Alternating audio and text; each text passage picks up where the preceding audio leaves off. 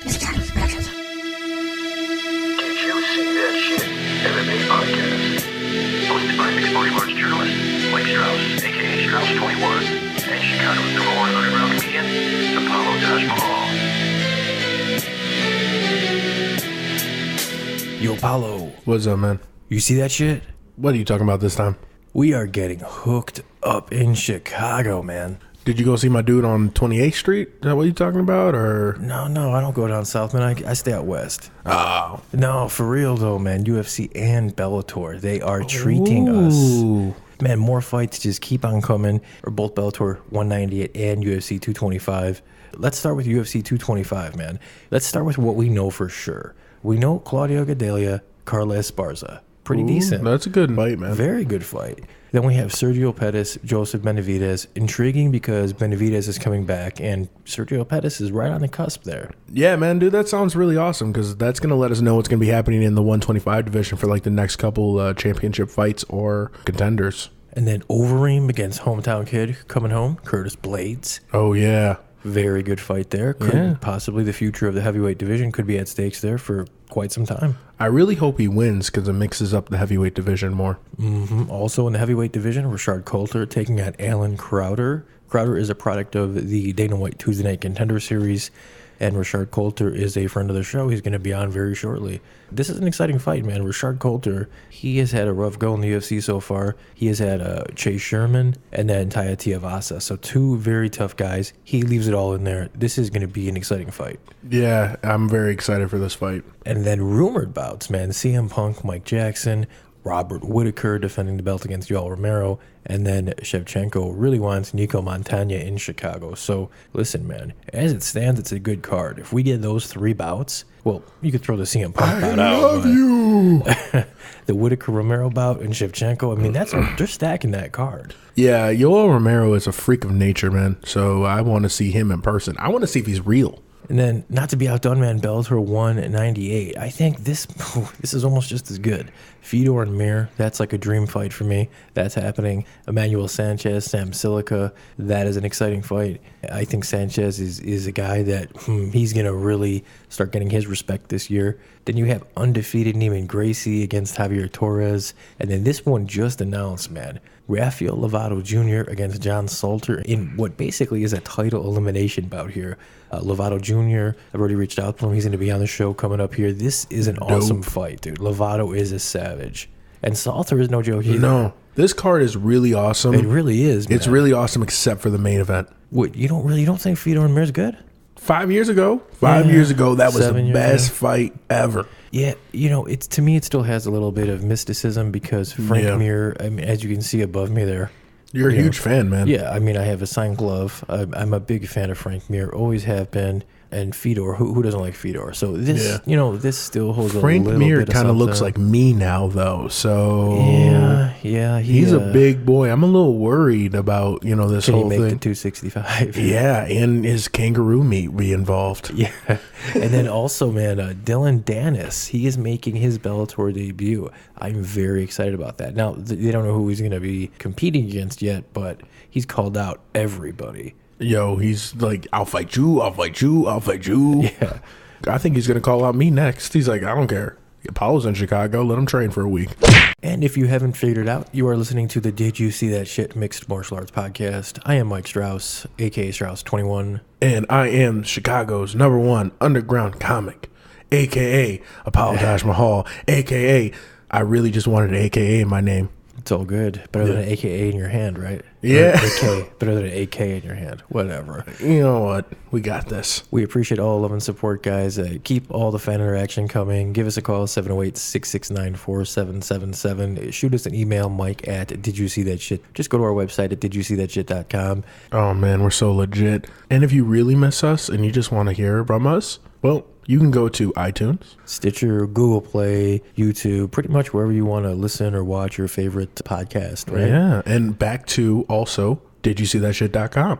Bellator.com. Everything there logged and filed. Anybody can do it. Don't forget all the social media too. Oh, Did you see snap. that shit.com? Little orange smiley face pooping his eyes. You know what? You guys know. And just to let you know, we are the fastest growing sports podcast out there. Hop on the train. I'm going to steal this from Chris Weidman. Join the team. You know who else has already hopped on the train? My favorite, Leaks Pro. More than just a headphone company, man. They have everything you need, whether it is pro audio or if you're just a regular dude, man, that just wants a kick-ass pair of headphones for a super affordable price. Yeah. Leakspro.com, LYXPRO.com. Yeah, their headphones are great. I've been wearing them for like 2 days now. You sleep with them. I know. I do because I have Make to love listen with to them. I haven't done that yet, but I'm going to. I've never made love with them on, but let's just say I have ran a mile or so, if that makes any sense. Anyway, thank you, Leaks Pro. They are a super awesome pro audio company. So UFC 225, man, it's kind of like a heavyweight coming out party, if you will, right? I mean, you have Overeem, Blades, and then you also have Rashard Coulter, Alan Crowder. Now, the Coulter and Crowder fight, that's going to be on the undercard. I do think that has the possibility to be an exciting fight, maybe like an exciting KO finish. Yeah. But you know the UFC wants Curtis Blades to win and win big. They kind of need him to win for the sake of that heavyweight division. You can't keep having Alistair Overeem at number 2 and not doing anything. You know, he hasn't won a title. You know, he's just beating up on other fighters that are old like him. No offense, man. You've been around since Pride at 205. A lot of people don't know that, but Chuck Liddell knocked him out. I know. Man. And he's had a lot of, knockouts that can easily happen again. Terrible ones. I'm just going to, this whole gatekeeper type situation Alistair Overeem is in right now, it saddens me, and I think he needs to be out of the top 5. You know, a guy that is Curtis Blades' age is a very intriguing gentleman. His name is Juan the Kraken Adams. Wow, that's actually a pretty awesome nickname. Well, when you're 6'5", 6'6", 300 pounds, you could pretty much get away with it. So, a very, very intelligent young man. I had a chance to speak with him, and well, here is Mr. Juan Adams. I want to welcome Juan the Kraken Adams. He is a heavyweight fighter currently with LFA. He is 3-0, and at just 26 years old, he really could be one of the big stars in the heavyweight division. What's going on, Juan? Nothing much, man. Just hanging out on my break at work right now. So, well, I will be quick for you. I appreciate you taking some time with me today. Juan, you are a big man. You are 6'5". You cut down to 265. If you don't mind me asking, what do you walk around at? It's funny. I used to walk around at about 305 until my last fight. I slimmed down a little bit, so now I walk around at about 285, 290 at my heaviest. And that's not a sloppy 300 pounds. You are in shape. As a matter of fact, you were an NFL prospect, right? Right. So right after I graduated college, I didn't really know what I was going to do. I knew I wanted to fight eventually, but the NFL called me or an NFL team called me, and I said, yeah, I'll give it a shot. So I bulked up a little bit. I got up to about 330 for that one. And, once that didn't work out, I accepted a fight. That didn't work out. That was December of 2015 where that kind of fell through. So in January of 2016, I talked to a promoter and accepted my first amateur fight for September. And so we just started losing the weight from there. Wow. That's not the only people that came calling. I heard you on James Lynch's podcast, and the WWE came calling. How did that go? I'm not really sure how it went. I find out in a couple weeks, but it was a lot of fun. They were surprised at how athletic I was. So that was fun. It was a real fun tryout. I got to meet a couple of WWE stars. There were 30-something other super talented individuals there, a couple other MMA guys. We had some football players, some strongmen show up. So it was real cool. It was a great experience.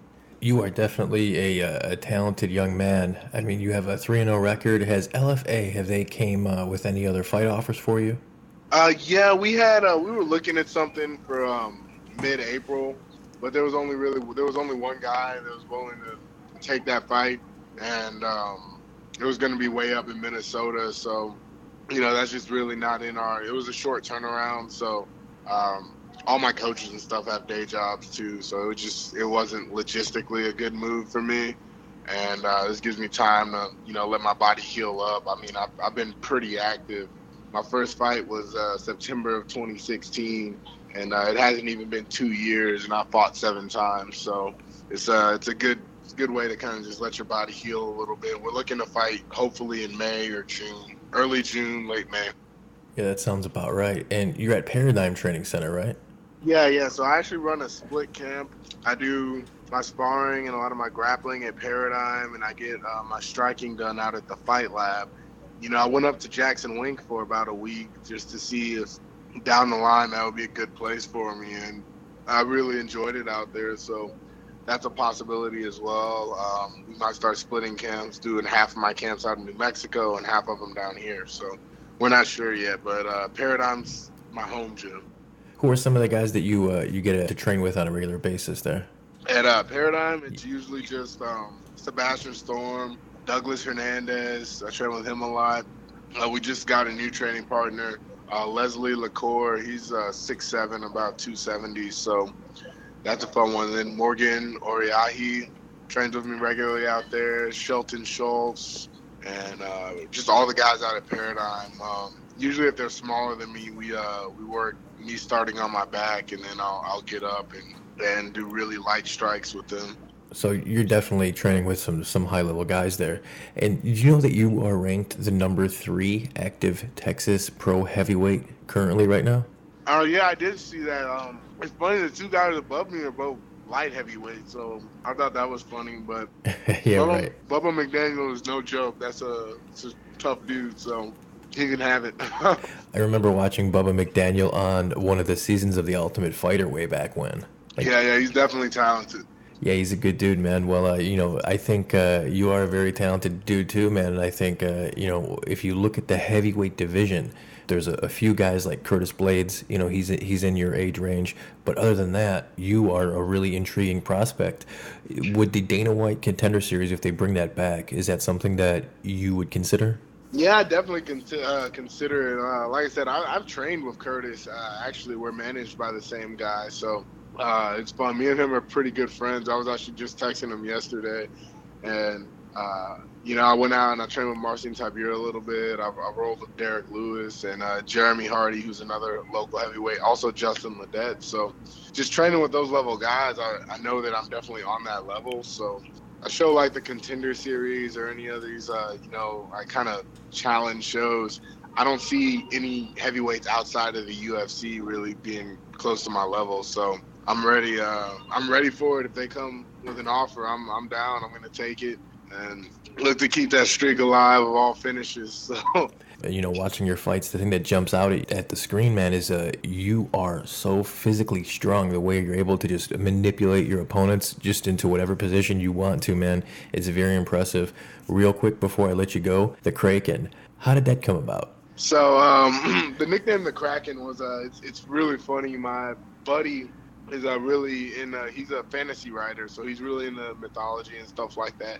And he was saying that I was drinking Kraken rum one day, and he goes, "Oh my God, dude, that's it. That's got to be your nickname," because everyone that rolls with me or spars with me is just saying, they know what's gonna happen. They know what I'm gonna try and do. They just can't stop it, and so it's this big, unstoppable force. And I just drag you to deep water, and what's happening. There's not really much you can do about it. So. That's just how it came about, and it's kind of stuck with my fighting style and the way all my fights have gone. Yeah, definitely, man. Well, I love it. I think that, really, if you look at the heavyweight division, I think that you're one of the 2 or 3 guys that is really going to make this thing interesting in the future. Is there anything that you'd like to add? No, man, I agree with you completely. I know, it's not really a question of if, it's more a question of when at this point, and I'm just trying to do whatever I can to the best of my abilities to be ready when that time does come. So it's not, people aren't asking, why I was signed. Once I arrive, they're going to know why. And that's what we're going for.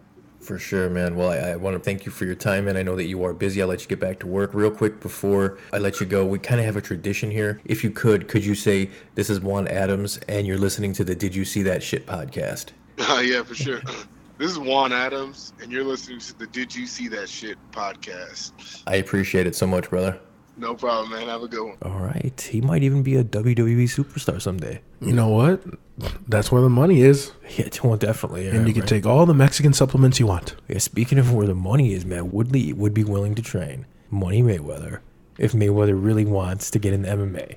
He said, come on, are you for real? Okay, you know what? T Wood, make your money, all right? Gee, What's up, dude? Make your money, but let's have a conversation. Let's for real do this, Floyd. We need to talk. Woodley said that on his Hollywood Beatdown show. Yeah. Well, you know, make your money, Wood. Man, I'm not getting in your pocket, but let's talk, Floyd. Retire from everything. We don't care. I don't want to see you get beat up in the box in an MMA ring. I don't want to see He's got it. hands, but He's gonna die. Yeah. The only way is what Joe Rogan said. He faced CM Punk, but even then, I even think CM Punk could beat him. yeah, well, I don't know about that. I don't know. Might be a competitive fight. Is CM Punk taking him down, him getting back up? It would be interesting. It'd be interesting. You know what else is going to be interesting, man? Dylan Dennis making his mixed martial arts debut. Now, you know, we don't know who his opponent's going to be yet, but No. the dude is an absolute savage in the world of jiu-jitsu. He is the guy that was training Conor McGregor on the second Diaz fight. Interesting enough, man, Dylan Dennis is actually going to go out to SBG in Ireland to train for his Really? debut. If I'm going to go anywhere, I'd go there. That's a great gym. Yeah, it's interesting, man. It's going to be interesting to see. You know, he has a very close relationship with Conor, kind of copying his swag, and it's going to be interesting, man. Another guy making his mixed martial arts debut kind of has parallels to Dylan Dennis. They've even fought before in the jiu-jitsu world. Gary Tonin. He's making his one championship debut later this month. Danaher Death Squad, Yes, leg sir. locking mofos, man. I am excited. Gary Tonin is just watch his videos against Paul Harris and a bunch of other dudes. This dude is just slick, and if he can Against Dennis. oh yeah, and if he can translate that style and that slickness to MMA, ooh, everybody better watch out. Better start wearing some knee braces out there. I'm gonna tell you that, man. Dude, it's exciting, really. There's more than just the UFC going on right now, I'm telling you. We might get Ben Askren and George St. Pierre after all. This is getting some steam, man. Yay! Does it happen? If I force you to say right now, does it happen? Yes, Really? yes, Under the UFC banner? yes. You want to know why? Yeah, I do want to know Because why. Dana White let Tito Ortiz fight in that ring. I think he'll let Ben Askren. Well, it was a different world, though. No, he hated Tito. He hated Tito beyond belief. But I think he needed Tito. He doesn't really need Ben. he didn't need Tito. You don't think so? No, not when Tito came back to fight Forrest Griffin for like a fifth time. No, Tito was done. What do you think it is about Ben Askren, man? He just never got his respect. You know what? He didn't. But But among the hardcore guys, No. we respect him. But no, the not casual- not even because hardcore guys didn't have. Not all the hardcore guys No, do. there was a very select few that actually really, really respected what he could do. Well, I like to think the guys that really know the sport appreciate a guy like Ben Askren, Yeah, but I heard so much smack talk, and I'm just gonna say this. You know, he had his role to play too, and why he never went over to the UFC. I think it's gonna happen. I think George St. Pierre and Ben Askren is going to be the best hardcore fans fight of the century. just thinking about it, That that is a mixed fun. martial arts. That is a true super fight of martial arts. Yeah, the styles, and yeah, it's gonna be a true styles collide there. That'll be fun, man. Another guy that really isn't getting his respect, man, as of late, even though he put on a clinic. Max Payne Griffin, man, he beat up Mike Perry for 15 minutes, He beat the brakes off of him. and I'm still seeing a lot of my peers here. A lot of journalists are saying that Perry had a bad night, and so much so that, you know, this is something we normally don't do, where we had a fight around before the fight. You know, we had Max on, but I just spoke with him again because he's not getting the respect he feels he deserves. So here's Max Payne Griffin. So I want to welcome Max Payne Griffin back to the show, coming off of that hugely impressive performance, basically just a beating over Mike Perry. What is going on, man? Man, I'm good, man. My hands still hurt. How you doing? Well, doing good, man. Well, keep your hands, because I know that you're a video gamer, so you're going to need those, you know, in some downtime to play some games. You know, I wanted to have you back on, Max, because a lot of my fellow journalists, you know, they're basically giving Mike Perry more credit than you, and I don't understand how, because you beat his ass for 15 minutes. Yeah. I mean, that's got to bother you, right? It does. It does, you know. You think that fighting a guy, big name guy in his hometown, would be a major deal. Having the underdog go in there and just waste them. I think that no one was ready for that. No. I feel like they genuinely believed that I was the underdog, and they genuinely believed that I had no chance. When the opposite happens, he just got dismantled. Whatever he tried to do, I didn't let him punch. I didn't let him kick. I didn't let him do anything. I didn't let him throw a punch. People just act like he had a bad night, or no, he tried his best. He was the best shape of his life. He tried his best. I just wouldn't let him do what he wanted to do. What fighting is, get hit, don't get hit. I outstruck him, I think 70 to 13 at the significant strikes in the third, up to the third. I just picked him apart, man. Man, like you said, Max, he was in the best shape of his life. He was in his hometown, and after the fight, it looked like you went over and almost tried to shake his hand, say good fight, and he kind of walked away from you like a sourpuss. What's up, man? He just has no class, and I thought we'd be cool after the fight. We were cool before the fight, but I just feel like he's a phony person. He doesn't know who he wants to be. He changes hairstyle every fight. He doesn't different song every fight. He doesn't know who he wants to be. Honestly, these interviews he's been doing, one day he's saying that, I'm a bum and I have no chance. And then the next day he's, we were at the Institute together and we were hitting pads, hitting the same string. So, I don't feel like he really knew, I think he was trying to hype himself up. Literally, half the interviews were, hey, he's a bum. I don't know why this scrub even fight me. He deserved to be in there with me. And then other fights, he's saying that, I'm a tough guy and, I have a good chin. So, at the end of the day, it was good to beat him up at home, to shut a lot of the Orlando people up, the crowd, the critics, everyone. Everyone thought I was going to lose. Mm-hmm. And I beat him exactly how I said I was going to beat him. Exactly.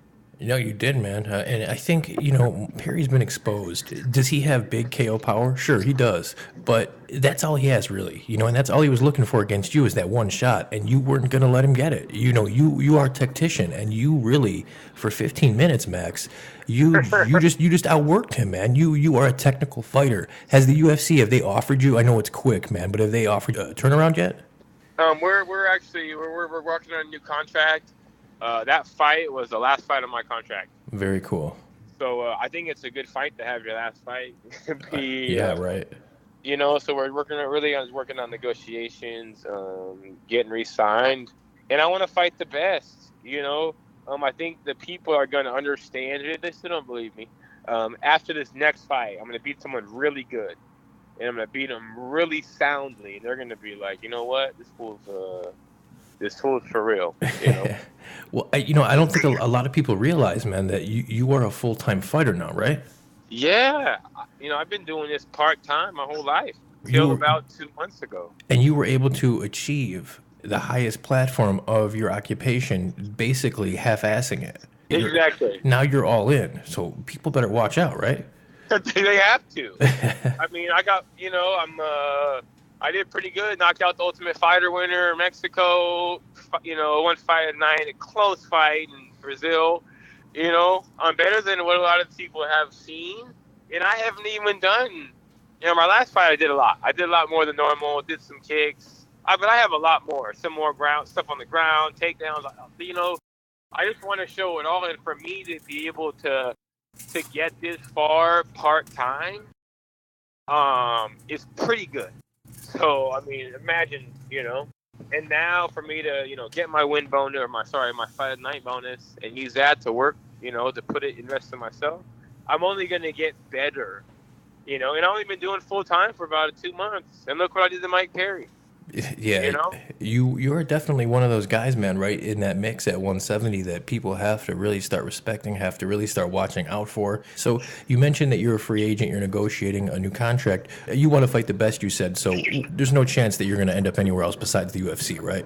No, I want to fight for the UFC. If they take care of me, I think they believe in me, man. I'm telling you, at least one of them, I don't think you lose a fight and then fight Mike Perry on a main card on Fox, Mm-hmm. That was one of the biggest blessings I've ever had. I mean, to lose a fight and then, I think they saw something there. I think they see some star power, honestly. I know they talk to the camera. I got a good look. I feel like 2018 is going to be my year, man. And you're a good fighter. Let's not forget. You're a pretty good fighter, too. And no one knows that yet. Let's keep trying to come under the radar, you know? Well, if you keep having performances like that, man, you're not going to be able to surprise anybody anymore. That's for sure. So 2018 is your year, brother. I can't wait to see what they have planned for you. I appreciate you doing this on such short notice, man. I know that you're probably in greater demand now, but I appreciate it, man. I really do. No, man. Thank you. Thanks for having me on here. Thanks for the support, man. It means a lot, and this is just the beginning. So, yes, sir. It's going to get pretty ugly. Well, thanks, brother. I appreciate your time. Let me know when you get a fight. We'll get you back on here. Thank you, Mike. You better put some respect on his name, people.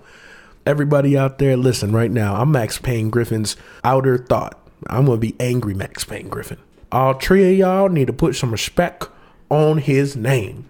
Max Payne Griffin, I'm going to tell you this right now. You beat the brakes off of Mike Perry. All right, you beat the brakes off of him. And let them know you ain't never been a full-time fighter, and now you are. Max Payne Griffin, you're the best dude out there with the best fade. I feel his pain, honestly. No pun intended. No, Max is a good dude, man, and I'm excited to see what he can do. Now he's a full-time fighter. I'm excited to see what the UFC is going to offer him. Like he said in the interview there, he's going to put a beating on someone that is in the top 15, and then people are going to really be forced to respect scared for his next opponent. Like, I'm honestly like, you can only disrespect someone for so long before they just start beating you down. It's true. I'm sorry, Max, that I ever picked Mike Perry. I'll never pick against you again. I'll put respect on your name. It looks like we're going to get Rockhold Bisping 3, but this time 205 pounds. See that big thumbs down? You don't like it? I don't care. Really? Nothing for you. I don't care. I do not care. Doesn't do anything for me either. No, like there's no title implication anymore. There's no, listen, man. Good for you, Luke. You're going to go now face a guy who's about to retire. Why don't you go out there and face Chris Weidman? Why don't you go face some people in the top 5, man? Because last time you faced someone in the top 5, they knocked you out. Yeah, well, Weidman's 185, right? So he's going up to 205. That's why Bisping and him would be at 205. Oh, Luke is leaving the division? Yeah, Luke's going to 205. That's why this fight would be at 205. Him and Bisping. Ooh, I didn't know. I thought they were just doing it for fun. No, he's going up officially to 205. He called out Gustafsson. I like that fight better. So Gustafsson will piece him up. I think so too. I hope we get that fight rather than the Bisping fight. Another fight that I really don't have any interest for, but we're going to get, like it or not. Amanda Nunes defending her title against Raquel Pennington, UFC 224 in Rio. I thought the Cyborg was official. Nope, this is. What? Well, Dana is a tricky cat, right? Because what Dana said, he said that Cyborg's next opponent would be Nunes, but he never said Nunes' next opponent would be Cyborg. Do you see that? No, I'm just upset. So I think once Nunes gets by Pennington, if she does, then that sets up the Cyborg fight for maybe International Fight Week. But no, that's probably too quick of a turnaround. That's way too unless she just knocks her. You know what? I was so happy earlier, and then now this has happened, and I'm sad. Well, let me cheer you up because I know that you're a big Aldo fan and you're a big Jeremy Stevens fan. Ooh. And those two are trying to get something. Well, specifically, Jose Aldo is calling out Jeremy Stevens for that same card, UFC 224 in Rio. I say this, if Jeremy Stevens knocks out Aldo, he's the champ.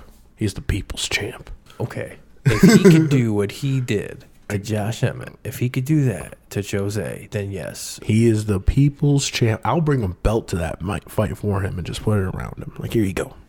So, we talked a little bit earlier about the Dana White Tuesday Night Contender Series. I mean, there's been a lot of stars, man. I hope they really bring that back. I watched every episode. A lot of stars really came from it. I like to make a quick rally when they do bring that back, campaign for us. Take Snoop Dogg off that. Take Snoop Dogg off that. You want two dudes who will smoke weed every day and drink and talk shit? Just bring me and Mike. We'll do that all the time. We only need a couple, we'll talk about money later, Dana. All right? I got you, fam. Slide in my DMs. I'm all in on that. That sounds like a plan to me. Dude, if we can get paid for that, what? A lot of stars, though, man. A lot of stars came out of that. Most notably, probably Sean O'Malley. We just saw him last weekend. The Sugar Show. Alan Crowder, he's fighting Rashard Coulter here at UFC 225 in Chicago. Brandon Davis, he's already had a couple of UFC fights. Austin Arnett, I had a chance to speak with him. We'll be playing that in the next couple shows here. And then a guy that we just recently spoke with, Sidney Outlaw. He's actually fighting very soon. He won his fight on the show. He didn't get signed. He's in that area where if a guy falls out or they need a guy, he's that guy because he'll fight at 55, he'll fight at 70, hell, he'll fight at 85. He doesn't care. He just wants to fight. Here's Sydney Outlaw. Right now I want to welcome Sydney the Gun Outlaw. He is a welterweight. He's a middleweight. Well, shit, man, he'll take a fight anywhere. He's 9-3, and he's on a 4-fight win streak, and he's got a big fight at ECF20 March 11th. What is going on, my man? I'm blessed, brother. Cannot complain. Just training, living the dream, trying to be the best. That's all we trying can do. to be better than I was yesterday, you know? That's all we can do, man. That's all we can do one day at a time. You got a big fight coming up against Mateo Martinez, ECF 20. It's about a week or so out from right now. What do you know of Martinez? I have nothing at all, to be honest. Not a big film watcher? It's not that. It's more like, I just have so many obstacles already. And I'm just, how do I say? I'm just focused on, like I'm saying, trying to be better than I was yesterday. So I'm not really... I'm focusing on bettering myself, and I hope he's focused on bettering, himself, because I'm trying to evolve. So if he focuses on the old Sydney, I'm trying to be a better fighter than I was, It's a better fighter. Every time I step on him, I'm trying to be different. Obviously, it's not the best, so I got to keep evolving. So if you want to focus on, the past, on the old Sydney and the old films, then let him. I hear you, man. How has camp gone so far? It's great, man. Just another day. We don't get in camps. I try to stay in camps, you know what I mean? Mm-hmm. Like live in camps, you know? If you stay ready, you don't need to get ready, right? Yes, exactly. Exactly the motto. Did you still spend time at Renzo Gracie in Pennsylvania? Yes. Basically Renzo Gracie affiliates, like Ricardo, Renzo, Dante Rivera, and Driven. And Okay. my strength and conditioning coach at Bulldog Strength and Conditioning. I'm really blessed in the Gracie PA. Going to New York. I'm blessed with a bunch of such a great team. So I try to take advantage of it. Yeah, for sure, man. What are some of the guys you get to train with on a regular basis, man? Who are some of those guys? I train with a lot of fighters, favorite fighters, basically. Like I have a lot of great knowledge. Some of the best grapplers. Man, the list goes on. You competed on the Dana White Contender Series last summer. You fought a very tough Michael Cora. You were on a really hard show, right? Because there was a lot of good performances on your episode. I thought you probably did enough to win because I know who Michael Cora is, so I knew how hard of a fight that was. If you had the opportunity to do that again this year, if they brought it back, would you try it again, the Contender Series? I definitely would. And a lot of people don't know. It confused me because me and my nutritionist, I always had a hard time cutting weight at 55. So me and my nutritionist got together and we basically said, Sydney, you want to make this a little bit easier and go at the pace you want to go at a fight, you got to lose some muscle. So with that knowledge, we depleted some of the muscle away. And now, we fought at 55 and they offered me a fight at 70. I didn't hesitate. And it was against this guy. Of course I'm not going to hesitate against nobody. And before this show was even announced, we thought like a week before, like you fight, you know what I mean? Like you fight, then you're in the UFC if you win. You dig him? So I'm like, all right, cool. But then we're like, no, we only picked one fighter out of everybody. I'm like, what? I'm like, all right, I got it. I'm gonna go out there and try to show my butt off anyway. I'm not trying to, mediocre win, But everybody's trying to do the same thing, and which is kind of like, I'm like, well, if I. This guy's trying to knock somebody out, and everybody love a knockout. Mm-hmm. And he's bigger. He got more of the advantage. And I'm like, I don't, in my head, I'm like, I don't care. I'm out here to win. I'm out here to, to do what I do best is mess up stuff. You know what I mean? And it's just like, I felt like it was just like an opposite match, like a freaking huge guy. I didn't repeat. A lot of people don't know, like a lot of people don't know, like I woke up I was overweight. I went for a run and I made weight. It was just so easy for me to make weight. You know what I mean? Mm-hmm. And it was a joke. I never honestly was on weight that easy because it was such a big fight. I felt like a Frankie Edgar, Yeah, right. I'm always walking, you know what I mean? Because Mm-hmm. a guy walk around his weight all the time. Like should be fighting at 35 but fights at like 70. And I think it's really interesting. I never actually had that, And then I went in there and I did my thing, but the weight was definitely an issue because, again, me and my nutritionist was focused more on stripping a lot of muscle so I can be 100% a 55. But, messed up, it's all good. And now I'm sitting like on the, a 3 to 4 week notice, It was just a lot of, and when you get an opportunity like that, it's like you can't say no. You can't even second guess it. But then they hit you like, oh, we only taking one fight. I'm like, no freaking way. That sucks. Yeah. That really sucks. But it's not. But you're also like, if another fighter pull out, they're gonna call you. Mm-hmm. They're gonna call these guys, the winner. So it's not like you're not. You're definitely in there, and you definitely will get a chance. Sean Shelby, everybody will tell you you're definitely gonna get called. You just gotta wait and be patient. Mm-hmm. So it just basically sucks when it comes down to it. It's just you want to go in there and fight, and you just never know what you're going to get called. And you got to be ready all the time. And everybody else want to be ready. And you want to be the fast. And long story short, but yeah, that's answering my question. Guys like you, though, man, guys that will take fights pretty much at any weight class, guys that stay ready, guys like you definitely have the best chance at getting that call on a short notice for sure.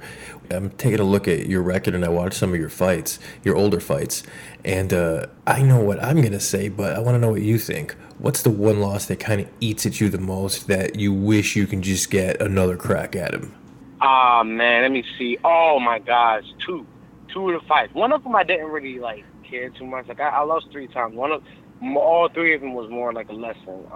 Let me just first start off by saying Nick Brown. I tried to fight him, I think 3 to 2 times, and didn't work out. Not disrespecting him. He's a great fighter. Anybody that beat me, you gotta be a great. It wasn't even a fight. It was more like a hit. It was so stupid. I cut weight. It was like cutting weight, obviously, and this is what my gets on me.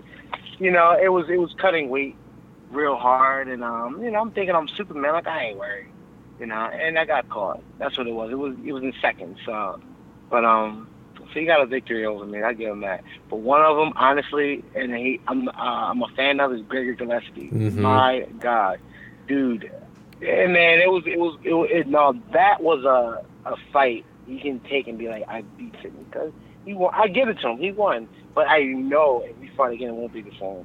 It won't. It will not be the same. It just won't. It won't. It will not be the same. That's the one I was gonna say, man. The whole game, it just won't. I'm using he out wrestled me, strike me, points, and I'm like, I played it 2 more jujitsu-y, striker-y.